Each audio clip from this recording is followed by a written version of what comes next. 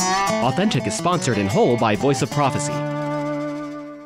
It's hard to believe that most of the year is already behind us. The leaves are turning and it's Thanksgiving season again. And today I'm going to talk about why I think Thanksgiving might be the most important holiday of the whole year. Welcome to Authentic. Shawn Boonstra explores real existential questions about the meaning of your life and how you can live a genuine human existence. Listen every week right here on this station or on your favorite podcatcher. Here's Shawn with this week's episode of Authentic. Quite a few years ago now, my brother and I started this friendly debate about who came up with Thanksgiving first. Was it the Canadians or the Americans? Now, as an immigrant to this country, I had no choice. I had to take the position that the Americans invented the holiday, so it belongs to them. As a Canadian, my brother took the other side of the question. And see, you've got to understand that in my tribe, arguing is an art form. It doesn't really matter if you're right or wrong. What matters is that you win the argument.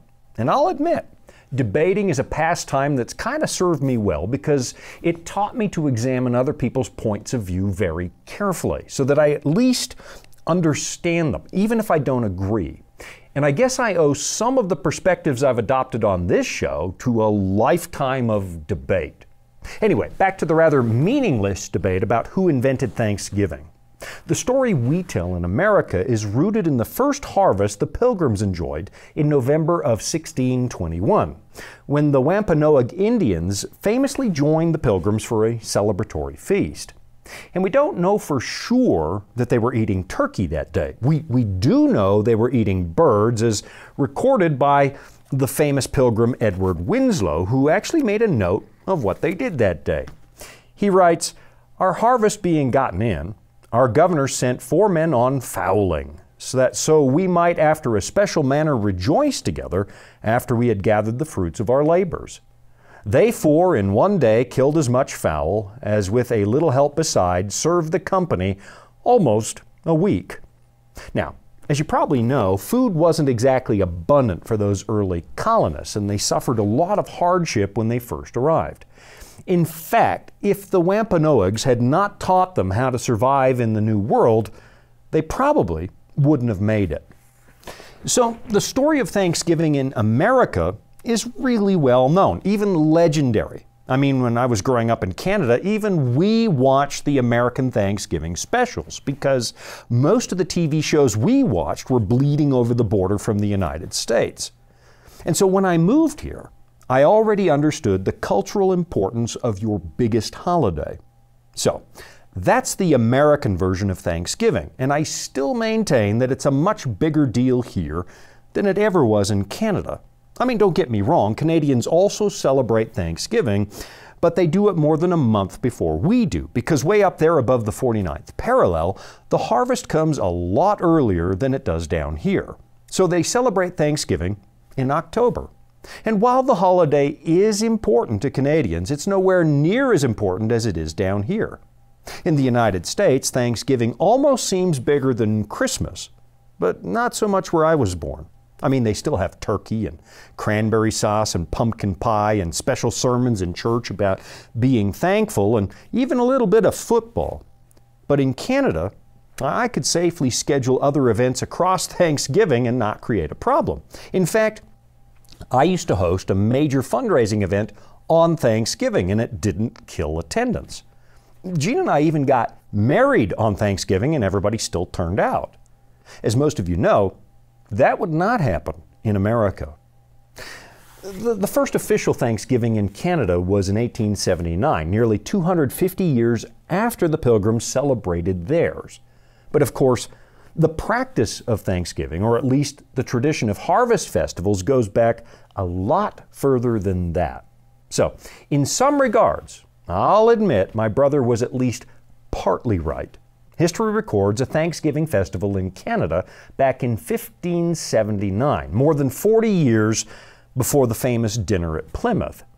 It happened when Martin Frobisher, the English explorer, was looking for the fabled Northwest Passage, a route that could take you over the top of North America. He was up around Baffin Island, a place that I love to visit, and he intended to start a small community up there. He had 15 ships loaded with supplies, but then the weather and the ice demolished one of those boats, which meant that he lost a lot of his building material. It was really discouraging, and it meant there was going to be a lot of hardship. But then a minister by the name of Maester Wolfall preached a sermon about gratitude when they suddenly experienced just a little bit of good luck. According to one historical record, he made unto them a godly sermon, exhorting them especially to be thankful to God for their strange and miraculous deliverance in those so dangerous places, and putting them in mind of the uncertainty of man's life, willed them to make themselves always ready as resolute men to enjoy and accept thankfully whatsoever adventure his divine providence should appoint. So that was 1579, and a few years later in 1604, there was another Thanksgiving feast when the explorer Samuel Champlain and his men founded something known as the Order of Good Cheer, an organization which held feasts of gratitude with the local Indian tribes, the same way the Pilgrims did. But they did it 15 years earlier. So publicly, I guess I have to concede the debate. It appears that there were Thanksgiving celebrations in Canada before we were doing it down here. But then again, neither country really invented the idea because, well, harvest festivals have been around for a really, really long time, going back to very ancient cultures. What we often forget here in the overfed West is just how hard life has been for most people for most of our history. When you and I talk about food shortages, we usually mean that we can't get our hands on some of our favorite things, unlike some places on this planet where people just hope to find something to eat. It would seem that one of the things that tends to evaporate when times are easy is a sense of gratitude.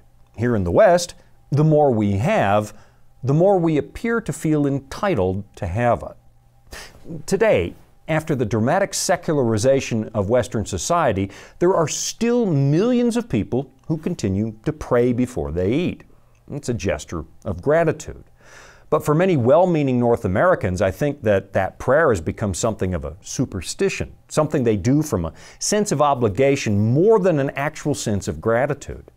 I mean, I remember as a little kid wondering what might happen if I didn't pray before I ate, as if saying grace was some kind of magical incantation that removed dangerous impurities from the food. And I know I'm not alone with that. I've witnessed a lot of people who suddenly stop eating halfway through their first bite of food, trying to remember, did I say grace? And some of them get this mild look of panic, as if something really bad is going to happen if they get the ritual wrong. That mild sense of fear is a legacy that we kind of inherited from our medieval past, where a lot of Christian preachers gave the impression that God was looking for some excuse, any excuse at all, to strike us dead with a thunderbolt if we stepped a little bit out of line, as if he was the Roman god Jupiter.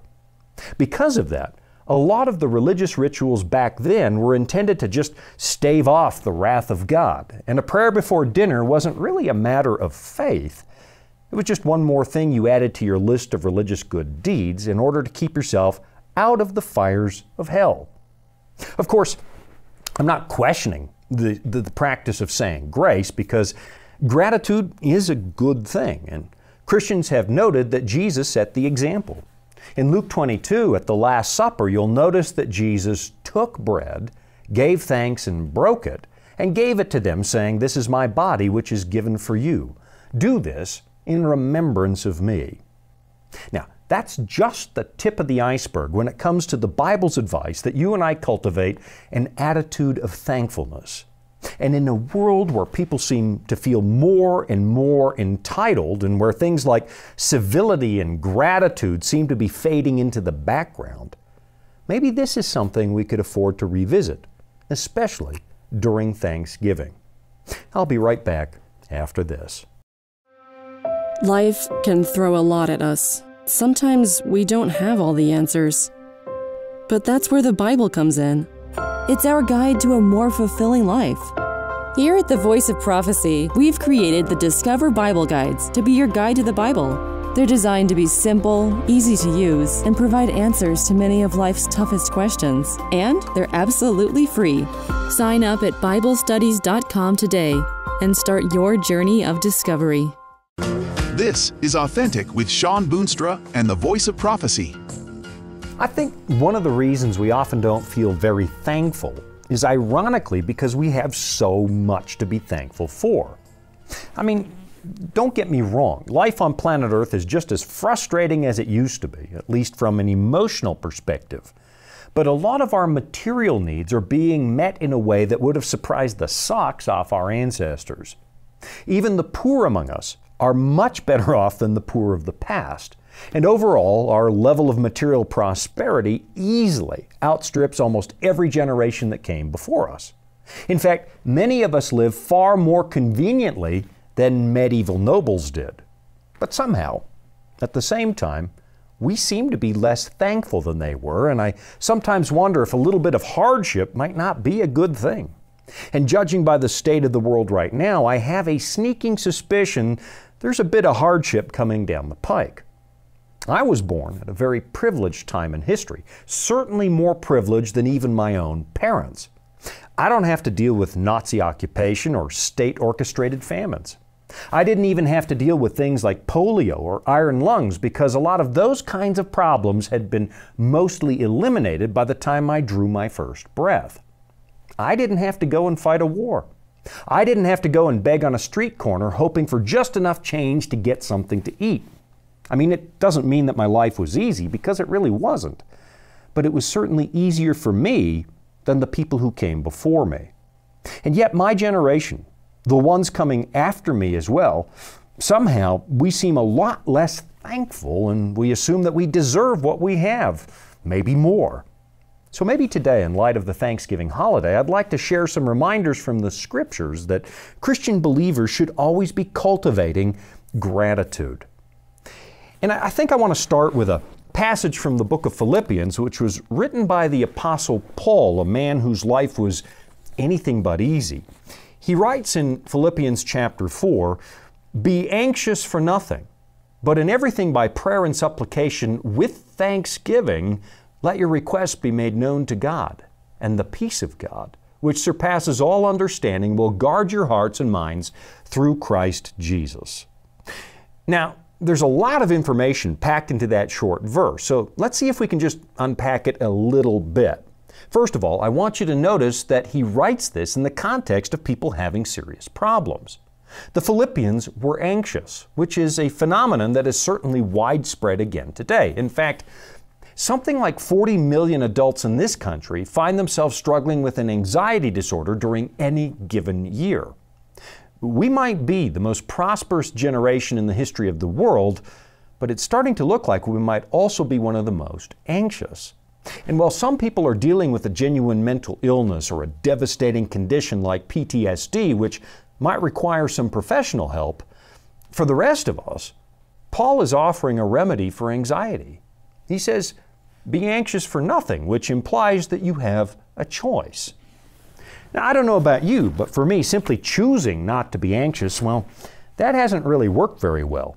I'm one of those people who lies awake in the middle of the night almost every single night, worried about problems that I can't fix at 2 o'clock in the morning. And rationally, I know that I'm wasting my time in the wee hours, but emotionally, it's really hard to turn off the feedback loop that keeps the problem alive in my middle of the night imagination. And I do all the usual things that people recommend. I get out of bed and make a list of things I plan to do in the morning, which convinces your brain that the problem has been taken care of for now. I remind myself as I lay there in the dark that most of the things we worry about never actually happen. I take a few deep breaths.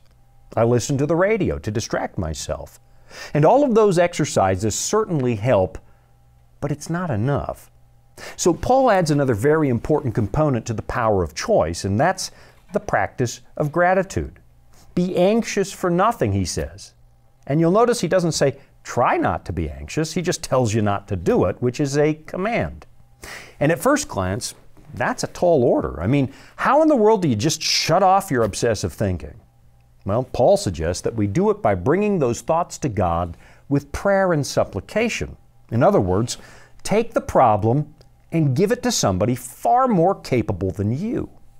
And really that makes a lot of sense, because when we were kids and our parents promised to solve a problem for us, we usually breathed a big sigh of relief because somebody bigger than us was on the case and we could just let go of the thing. But for some reason, after childhood, we tend to doubt God's ability to handle things, even if we say we believe in Him. And I know some people laugh at faith in God as if it's a crutch for simpletons, but that tells me they've never actually tried it. There's nothing easy about a relationship with God. But if you can learn to do it, surrendering makes all the difference in the world. Let me diverge from the book of Philippians for just a moment, and I want to show you something in the book of Psalms that I was reading just, a few weeks ago. And if you're following along in your own Bible, you might want to bookmark Philippians 4 because we're going to come back there. But for now, let's take a look at Psalm 131. It says, "Lord, my heart is not haughty, nor my eyes lofty. Neither do I concern myself with great matters, nor with things too profound for me." Take a moment and ask yourself, what do I really know? How much of this universe am I in charge of? Some of the wisest philosophers in the history of the world came to the conclusion that they really didn't know much at all. I mean, apart from a few accomplished physicists, how many of us really understand how gravity works? Most of us just trust it. We use gravity to get things done. How many of us can grasp how tiny little particles seem to communicate across vast distances faster than the speed of light through quantum entanglement? If you don't understand that, are you going to stop living your life? Do you really understand how ball lightning works? Do you know what dark matter is, or what the universe is actually made out of? There are lots of things that you and I struggle to understand, but that doesn't mean they don't exist. And just because the Bible has inexplicable concepts, that doesn't mean this book isn't true.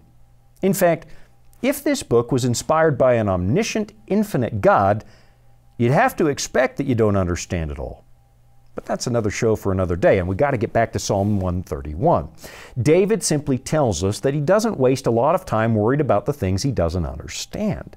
He just accepts them because he's come to know that God is real, which brings us to his second verse, where he says, "Surely I have calmed and quieted my soul, like a weaned child with his mother. Like a weaned child is my soul within me."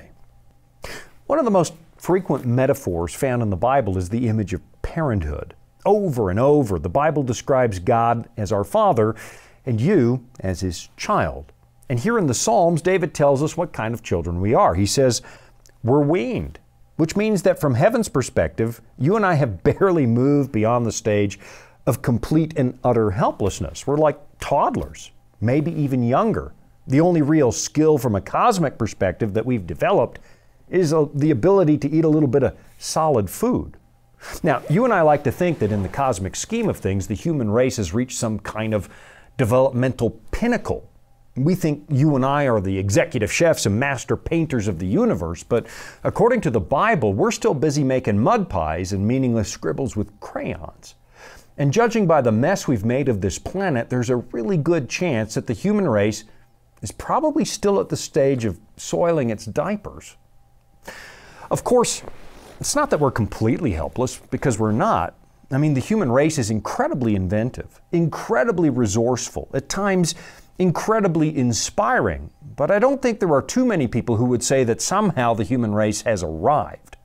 According to the Bible, our place in this universe is that of a recently weaned infant. And if you think about really small children, you'll notice something fascinating. Sometimes they're far too confident because they don't understand their own limitations. Oh, they like to play grown-up.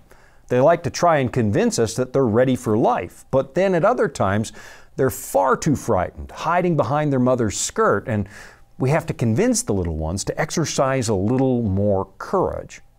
And that's who we are, according to the Bible. So when David faced anxiety, he reminded himself, we're not alone in this universe, and there are things we absolutely will not understand.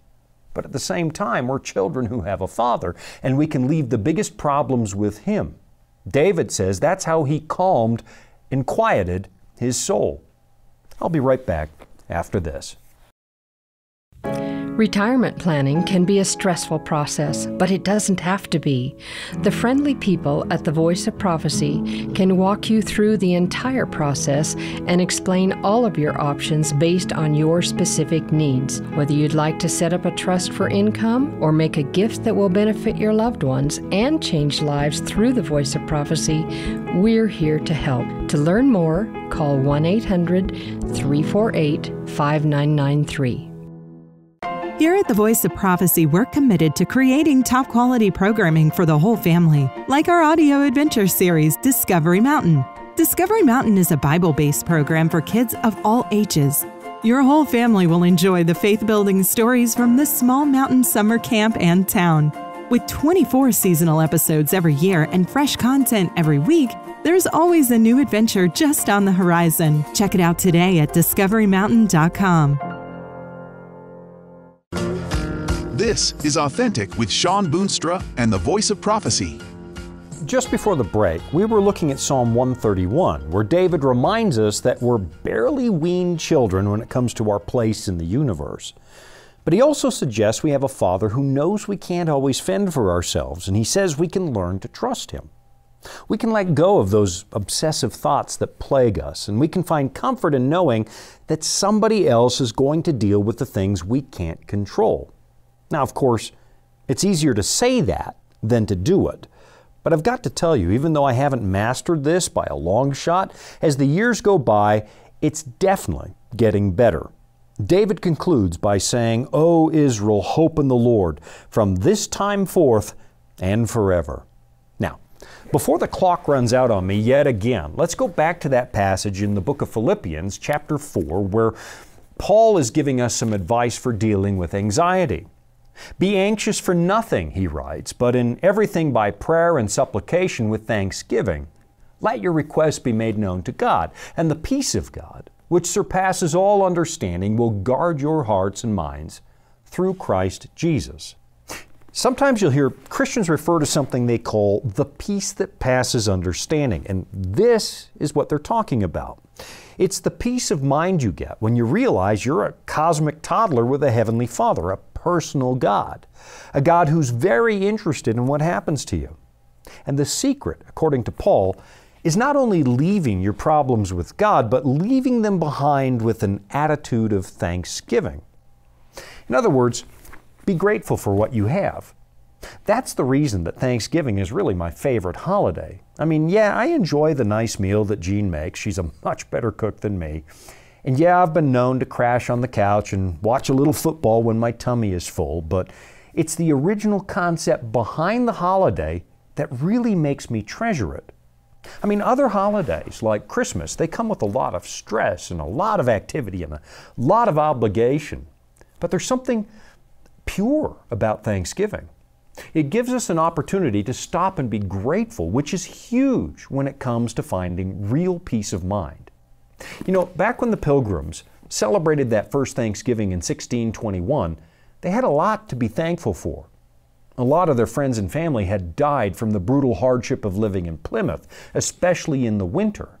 But now they suddenly had this abundance of food. In the Old World, they were forced to leave England and relocate to the Netherlands because the state church had outlawed a lot of their beliefs. And now as they gathered around a table with friends, they were celebrating one of the most precious gifts a person could hope for, religious freedom. You know, there's a big part of me that suspects that our generation probably complains a lot more than our ancestors did, even though we have less to complain about. Some of my relatives endured incredible hardship when the Nazis seized their towns and put them in labor camps. And you know something? Growing up, I never heard one of them complain about it.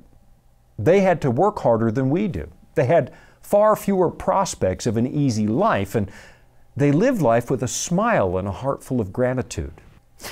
And it occurs to me that the less we actually have, the more likely we seem to be grateful. I'm reminded of that scene from Pilgrim's Progress where the lead character named Christian approaches the cross, and the huge burden he was carrying on his back suddenly falls to the ground. Bunyan writes, Up this way, therefore, did burdened Christian run, but not without great difficulty, because of the load on his back.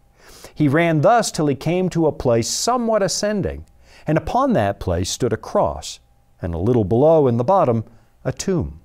So I saw in my dream that just as Christian came up with the cross, his burden loosed from off his shoulders, and fell from off his back, and began to tumble, and so continued to do till it came to the mouth of the tomb, where it fell in, and I saw it no more.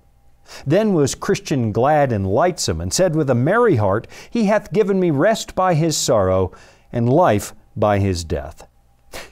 When Bunyan's protagonist approached that cross, the heavy bundle he was carrying on his back suddenly fell off, and Bunyan said at that point he was glad and lightsome. And you know, over the years, I've kind of noticed something really important. Sometimes people who grow up in the church kind of take what they have for granted. And when someone from outside the church suddenly finds the church, well, the lifetimers are amazed at his or her excitement. And maybe it has something to do with the size of their burdens. Sometimes people outside the church are a lot more honest about their imperfections and their guilt. They feel the burden of living in a broken world far more keenly. And when they finally find relief, they feel that relief a lot more keenly than the rest of us. I'll be right back after this. Dragons, beasts, cryptic statues. If you've ever read Daniel or Revelation and come away scratching your head, you're not alone. Voice of Prophecy's free Focus on Prophecy guides are designed to help you unlock the prophetic mysteries of the Bible and deepen your understanding of God's plan for you and the world around you. You can study online or request them by mail. Visit BibleStudies.com and start bringing prophecy into focus today. Welcome back. It's Authentic with Shawn Boonstra and the Voice of Prophecy. The Thanksgiving holiday gives us an incredible opportunity. Right now, I know that some of you are still carrying a load on your back, and you've been weighed down by worry, regret, guilt, and it's been robbing you of the peace of mind that Paul promises. The good news is that you can drop your burden now. You can remind yourself you're a cosmic toddler and you have a Father in heaven who's willing to handle it. You're not alone.